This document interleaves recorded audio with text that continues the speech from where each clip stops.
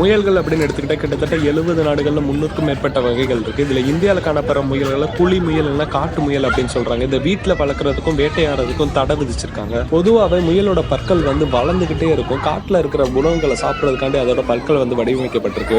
முயல்கள் பிறந்தலேருந்து 3லேருந்து 8 மாதத்துல இனச்சேர்க்கை பருவத்தை அடைஞ்சிடும். இனச்சேர்க்கையிலேருந்து 30 நாளில் குட்டி போட ஆரம்பிச்சிடும். ஒரு முறைக்கு 4லேருந்து 12 குட்டி வரைக்கும் போடக்கூடியது. எல்லா முயல்களுமே 9லேருந்து 12 வருஷம் வாழக்கூடியது. அப்போ நீங்களே யோசிப்பாங்க எவ்வளோ குட்டிகளை தன்னோட வாழ்நாளில் போடணும். இதுல சில தாய் முயல்கள் தன் குட்டிகளை மற்ற மிருகங்கள்ட்ட பாதுகாக்கிறதுக்காண்டி தானே சாப்பிட்றோம். முயல்களோட காதல் நீளமா இருக்கும். அது மூலியமா அது 2 விஷயத்த பண்ணுது. ஒண்ணு தன்னோட எதிரிகளை கண்காணிக்குது. இன்னொன்னு தன்னோட உடம்புல ஹீட்டை குறைக்குது.